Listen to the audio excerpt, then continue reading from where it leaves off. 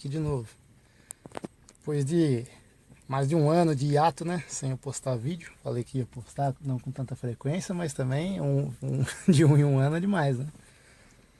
Bom, eu vim aqui hoje pra dar um parecer, né? Sobre aquele primeiro vídeo do canal, sobre as luzes do painel e todas as luzes do carro, né? Oscilando e aquele barulho da bomba. Eu consegui resolver o problema. Vou até ligar aqui o carro.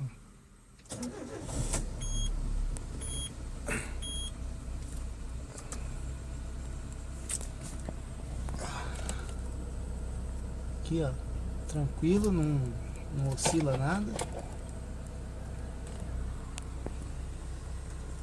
O painel também, ó, parou ficar subindo e caindo giro, né? E aqui na bomba aqui atrás,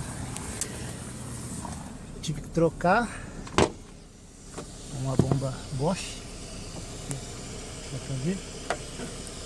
Tive que trocar a bomba inteira, tá? A minha bomba não tava com problema nenhum de pressão, não tinha nada. Fizeram todos os testes que tinha que ser feito, não tava com nenhum problema. Só que porém tava fazendo aquele barulho estranho.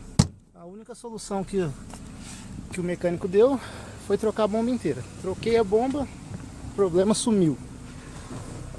E aqui depois de muito pesquisar, achei um mecânico agora de responsa aqui na minha cidade.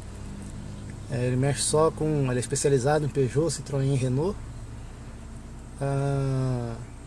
Tinha me falado do regulador de voltagem, né, lá do alternador, por isso que ficava caindo e ficava oscilando, né. Fiz a troca, resolveu por uns 2 meses mais ou menos. Só que o meu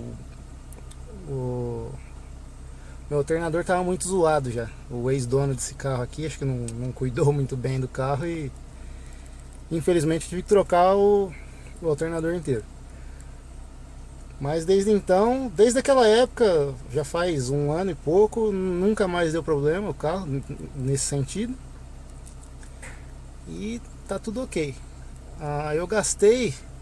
Eu até cheguei a colocar nos comentários do primeiro vídeo, eu gastei em torno de 1.200, alguma coisa assim.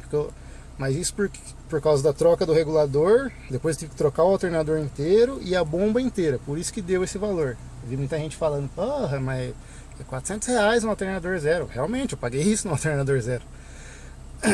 Mas aí teve mais a bomba, mais a mão de obra, mais o outro regulador de voltagem que eu tinha trocado. Eu já coloquei tudo na ponta do lápis.